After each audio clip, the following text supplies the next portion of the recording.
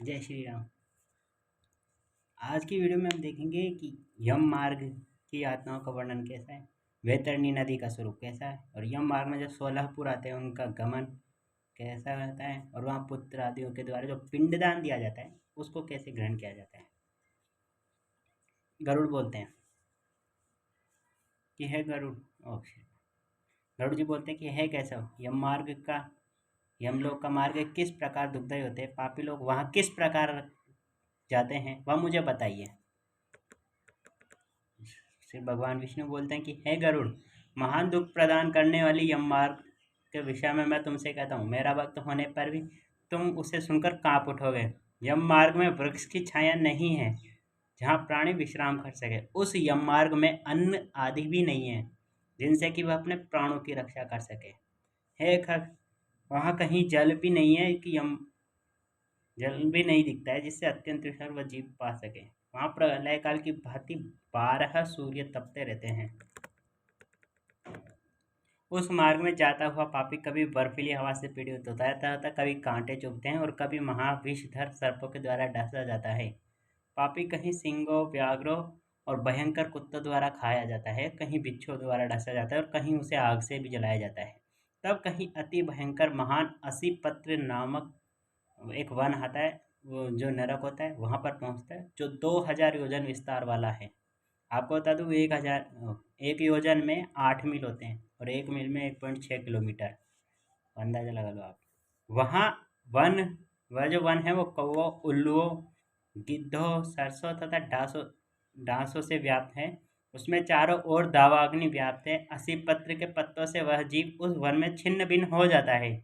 कहीं अंधे कुएं में गिरता है, कहीं विकट पर्वत से गिरता है, कहीं छुरे की धार पर गिरता है तो कहीं किलों के ऊपर चलता है, कहीं घने अंधकार में गिरता है, कहीं उग्र जल में गिरता है, कहीं जोकों से भरे हुए कीचड़ में भी गिरता है तो कहीं जलते हुए कीचड़ में भी गिरता है। कहीं तपी हुई बालुका से व्याप्त होता है तो कहीं धधकते हुए ताम्रमय मार्ग, और कहीं अंगार की राशि, और कहीं अत्यधिक धुएं से भरे हुए मार्ग पर उसे चलना पड़ता है।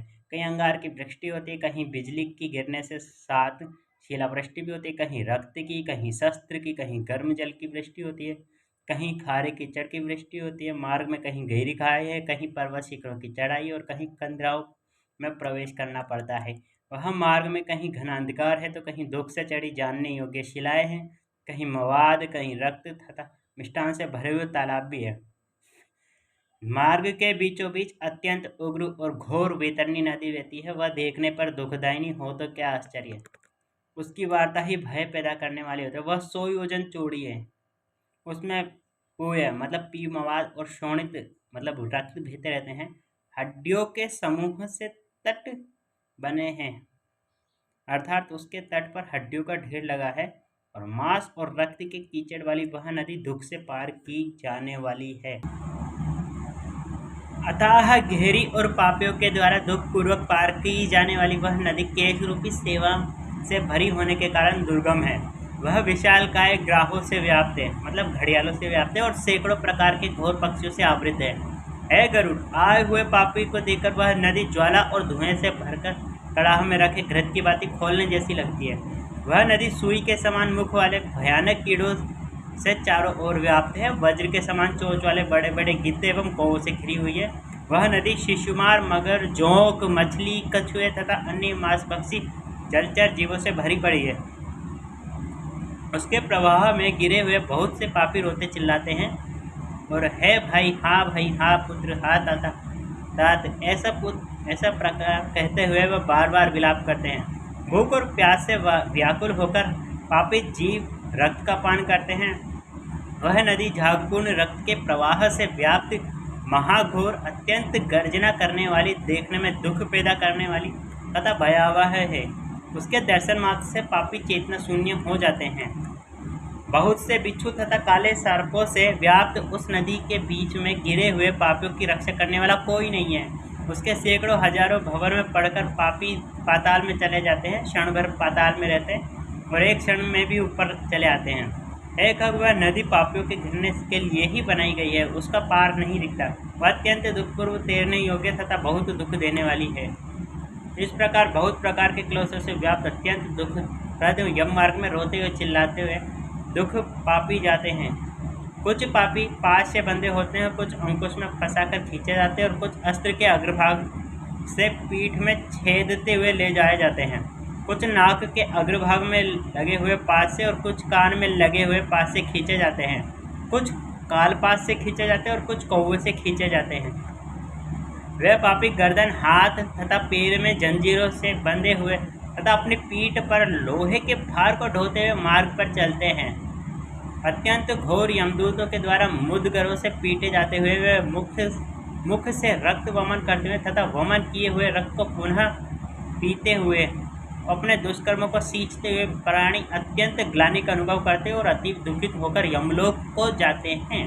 इस प्रकार यम मार्ग में जाता हुआ मंद बुद्धि प्राणी हाँ पुत्र हो पौत्र, इस प्रकार पुत्र तथा पौत्र को पुकारते हुए हाय हाय इस प्रकार विलाप करते हुए पश्चाताप की ज्वाला से जलता रहता है। वह विचार करता है कि महान पुण्य के संबंध से मनुष्य जन्म प्राप्त होता है, उसे प्राप्त कर भी मैंने धर्माचरण नहीं किया है। मैंने क्या किया? मैंने दान दिया नहीं, अग्नि में हवन किया नहीं, तपस्या की नहीं, देवताओं की भी पूजा नहीं की, विधि विधान से तीर्थ सेवा को भी नहीं गए। कहता है जीव जो तुमने किया है उसका फल भोगो। हे देही तुमने ब्राह्मणों की पूजा नहीं की, देवनदी गंगा का सहारा नहीं लिया, सत्पुरुषों की सेवा नहीं की, कभी भी दूसरे का उपकार किया नहीं, इसलिए हे जीव जो तुमने किया है उसका भी फल भोगो। मनुष्य और पशु पक्षियों के लिए जलहीन प्रदेश में जलाशय का निर्माण नहीं किया, गौ और ब्राह्मणों की आजीविका के लिए थोड़ा भी प्रयास किया नहीं, इसलिए हे देही तुमने जो किया है उसी से अपना जीवन निर्वाह करो। तुमने नित्य दान किया नहीं है, गौवों के दैनिक भरण पोषण की व्यवस्था की नहीं, वेदों और शास्त्रों के वचनों का प्रमाण माना नहीं, पुराणों को सुना नहीं, विद्वानों की पूजा नहीं की, इसलिए हे देही जो तुमने किया है उन्हीं दुष्कर्मों के फल को आप भोगो। नारी जीव भी पश्चाताप करते हुए कहता है कि मैंने पति की हितकर आज्ञा का पालन नहीं किया, पतिव्रत धर्म का पालन किया नहीं और गुरुजन गौरवोचित सम्मान कभी दिया नहीं, इसलिए है देही जो तुमने किया है उसी का फल अब भोगो। धर्म की बुद्धि से एकमात्र पति की सेवा नहीं की, पति की मृत्यु हो जाने पर वहनी प्रवेश करके उनका अनुगमन नहीं किया है, वेदव्य प्राप्त करके त्याग में जीवन व्यतीत किया नहीं, इसलिए हे देही जैसा किया उसका फल भोगो। मास पर्यंत किए जाने वाले उपवासों से तथा चंद्रायन व्रतों आदि सुस्थिर नियमों के पालन से शरीर को सुखाया नहीं। पूर्व जन्म में किए हुए दुष्कर्मों से बहुत प्रकार के दुख को प्राप्त करने के लिए नारी शरीर प्राप्त किया था। इस प्रकार बहुत प्रकार से विलाप करते हुए पूर्व देह का स्मरण करते हुए मेरा मानव जन्म कहाँ चला गया, इस प्रकार चिल्लाता हुआ वह यम मार्ग से चलता है।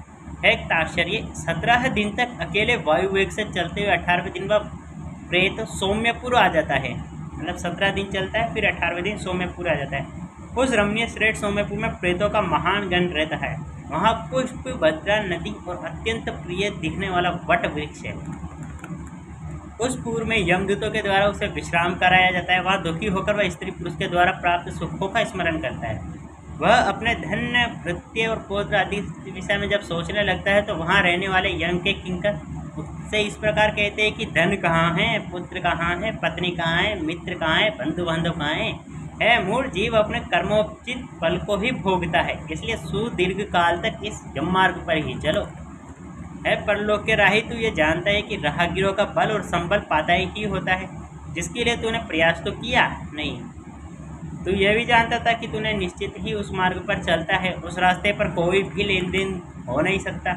यम मार्ग तो बालकों को भी विदित रहता है मनुष्य, क्या तुमने उससे सुना नहीं? क्या तुमने ब्राह्मणों के मुख से पुराणों के वचन सुने नहीं थे?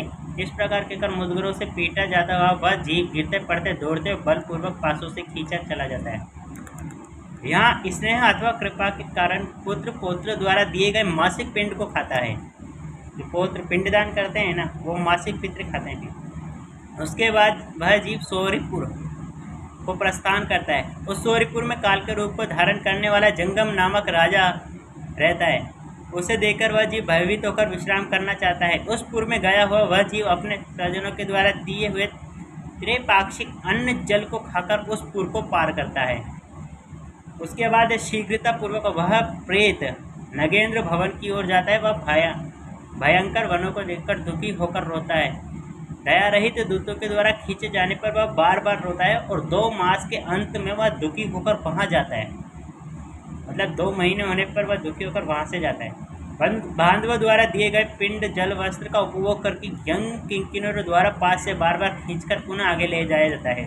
तीसरे मास में वह गंधर्व नगर को प्राप्त होता है और वहाँ त्रैमासिक पिंड खाकर आगे चलता है। चौथे मास में वह शैलागमपुर में पहुँचता है और वहाँ प्रेत के ऊपर बहुत अधिक पत्थरों की वर्षा होती है।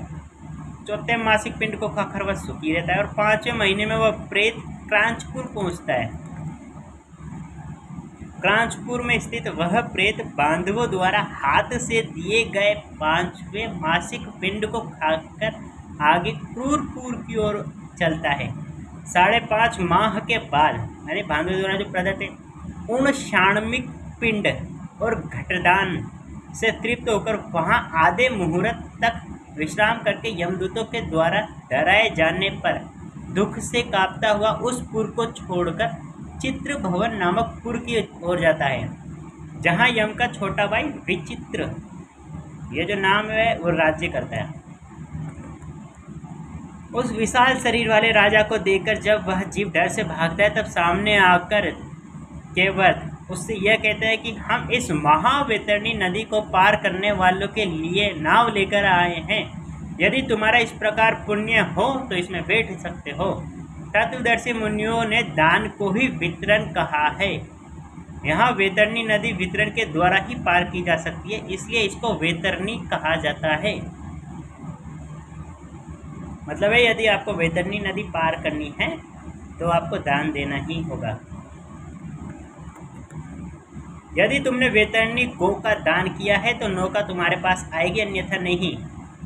मतलब यदि आपने गाय का दान किया है तो ही आपके पास वो नौका पास में आएगी, वरना नहीं आएगी। वरना फिर आपको वैतरणी नदी पार अंदर डूब कर ही जाना होगा। उनके ऐसे वचन सुनकर हे प्रेत हाथ आओ, ऐसा कहता है कि उस प्रेत को देखकर वह नदी खोलने लगती है और उसे देखकर प्रेत अत्यंत विलाप करने लगता है, जिसने अपने जीवन में कभी दान दिया नहीं है। ऐसा पापात्मा उस वैतरणी नदी में डूबता है। तब आकाश मार्ग से चलने वाले दूत उसके मुख में कांटा लगाकर बंसी से मछली की भांति उसे खींचते हुए पार ले जाते हैं। मतलब है यदि वह नौका में नहीं बैठ सकता है तो उसको रस्सी से बांधकर पास के द्वारा ले जाया जाता है, यमदूतों के द्वारा आकाश मार्ग से। वहाँ शाणमिक पिंड खाकर वह अत्यधिक भूख से पीड़ित होकर विलाप करता हुआ आगे के रास्ते पर चलता है। 7वें मास में वह ब्रह्मपदपुर को जाता है और वह अपने पुत्रों द्वारा दिए हुए 7वें मासिक पिंड को खाता है। हे पक्षीराज गरुड़, उस पुरक को पार कर वह दुखद नामक पुर को जाता है। आकाश मार्ग से जाता हुआ वह महान दुख प्राप्त करता है। वह 8वें मास में दिए हुए पिंड को खाकर आगे बढ़ता है और 9वें मास पूर्ण होने पर नाना क्रंदपुर को प्राप्त होता है। वहाँ क्रंदन करते हुए अनेक भयावह क्रंद गणों को देखकर वह स्वयं शून्य हृदय वाला वह जीव दुखी होकर आक्रंदन करने लगता है। उस पुर को छोड़कर वह यमदूतों के द्वारा भयभीत किया जाता हुआ 10वें महीने में अत्यंत कठिनाई से सुतप्त भवन नामक नगर में पहुँचता है। वह पुत्रादि से पिंडदान और जलांजलि प्राप्त करके भी सुखी नहीं होता है। 11वां मास पूरा होने पर वह रौद्रपुर को जाता है और पुत्रादि के द्वारा दिए हुए 11 मासिक पिंड को वहां खाता है और 11.5 माह बीतने पर वह जीव पयोवर्षण नामक नगर पहुंचता है। वहां प्रेतों को दुख देने वाले मेघ गंघोर वर्षा करते हैं। वहां पर दुख वह प्रेत उनाब्दिक श्राद्ध को खाता है। इसके बाद वर्ष पूरा होने पर वह जीव शीताड्य नामक नगर को प्राप्त होता है। वहाँ हिम से भी 100 गुना मतलब बर्फ से भी 100 गुना अधिक ठंड पड़ती है। शीत से दुखी तथा शुद्धि वह जीव 10 दिशाओं में देखता है कि शायद कोई हमारा बांधा हो जो मेरे दुख दूर कर सके। तब यम के दूत कहते हैं कि तुम्हारा ऐसा पुण्य कहाँ है। फिर वार्षिक पिंड को खाकर वह धैर्य धारण करता है। ततः उसके बाद वर्ष के अंत में यमपुर के निकट पहुंचने पर वह प्रेत बहुभीतिपुर में जाकर हाथ भर माप के अपने शरीर को छोड़ देता है। और आपके जानकारी के लिए बता दूं, जब मनुष्य मरता है और उसे पुनः दोबारा शरीर मिलता है तो वो एक हाथ जितना होता है। उसकी जो आत्मा वाला शरीर है वो उसको एक हाथ होता है, जिसमें सूक्ष्म शरीर कहते हैं, उसका सूक्ष्म शरीर वो एक हाथ जितना ही होता है। हाँ, उसके बाद वर्ष के अंत में यमपुर के निकट पहुंचने पर वह प्रेत बहुभीतिपुर में जाकर हाथ भर माप के अपने शरीर को छोड़ देता है। पक्षी, पुनः कर्म भोग के लिए अंगुष्ठ मात्र के वायु स्वरूप यातना देह को प्राप्त करके वह यमदूत के साथ जाता है। हे कश्यपात्मज, जिन्होंने अर्धदेहिक यानी मरणकालीन तक दान नहीं दिया है, वे यमदूतों के द्वारा दृढ़ बंधनों से बंधे हुए अत्यंत कष्ट से यमपुर को जाते हैं। है आकाश मार्गी धर्मराजपुर में 4 द्वार है, मतलब है यमलोक में 4 द्वार है, जिनमें से दक्षिण द्वार से मार्ग का तुमसे वर्णन कर दिया है। मतलब है जो पापी आत्मा होते हैं ना, वो यमलोक के दक्षिण द्वार से ही आते हैं। दक्षिण द्वार से ये पापी आत्माएं आती है यमलोक में। इस महान भयंकर मार्ग में भूख, प्यास और श्रम से दुखी जीव जिस प्रकार जाते हैं वह सब मैंने तुम्हें बतला दिया है। और क्या सुनना चाहते हो?